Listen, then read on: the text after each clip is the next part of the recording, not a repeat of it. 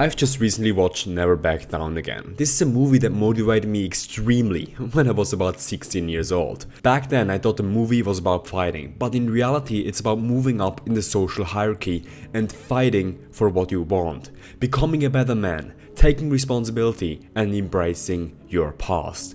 All good lessons, but there are 3 huge flaws in the movie that you should never be doing.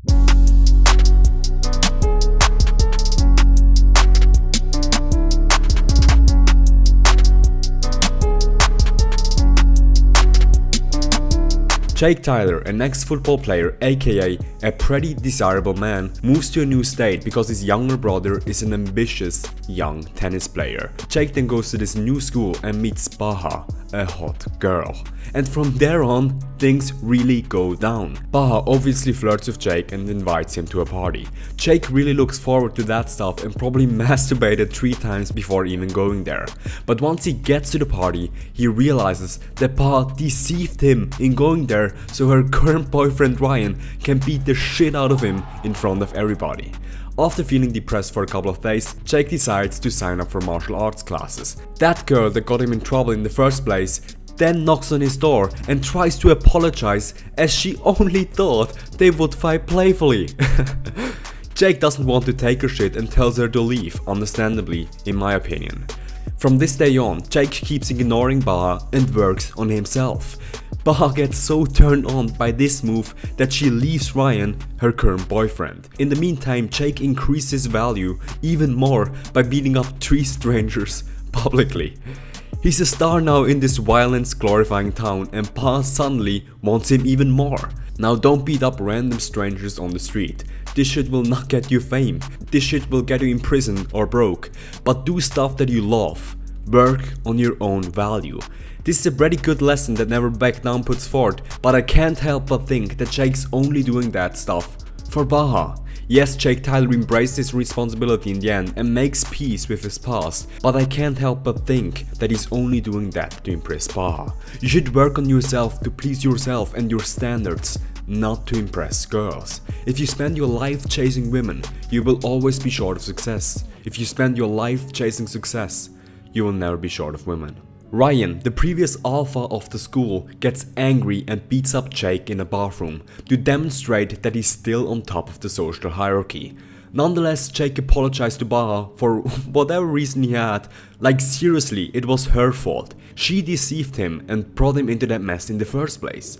But because Jake is that needy ass, they then kiss and immediately go together. Here's another flaw of the movie. If you're hitting on women and she rejects you, move on. Find a better one. This is one of the first lessons my dad gave me. Don't focus on one single woman.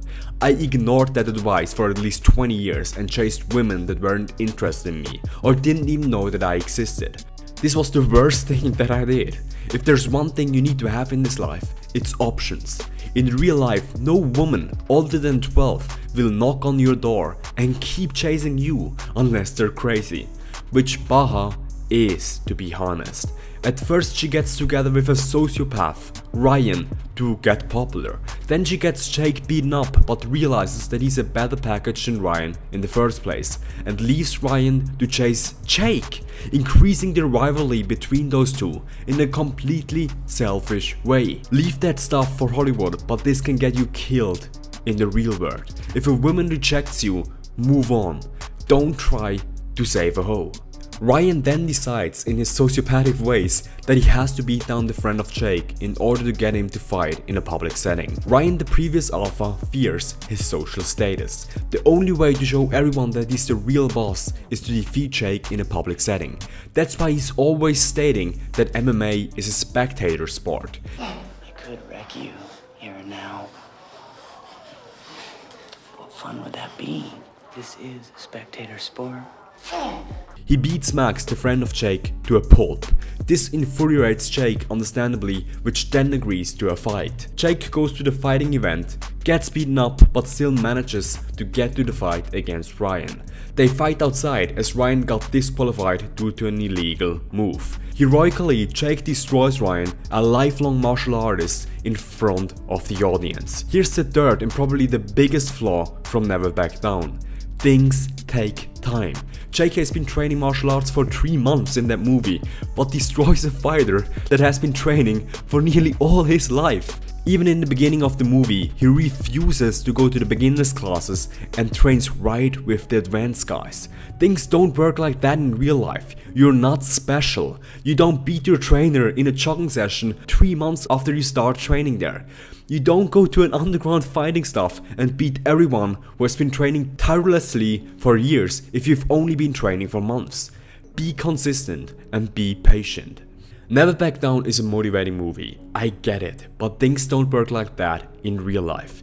Here's what Jake should have done in the first place. I would still advise him to try to get that pussy, as Amber Heard, the actress, is pretty fine. But once he realized that the girl was deceiving him so her current boyfriend can beat him up in a public setting, even just in a sparring match, he should have dropped that toxic shit immediately.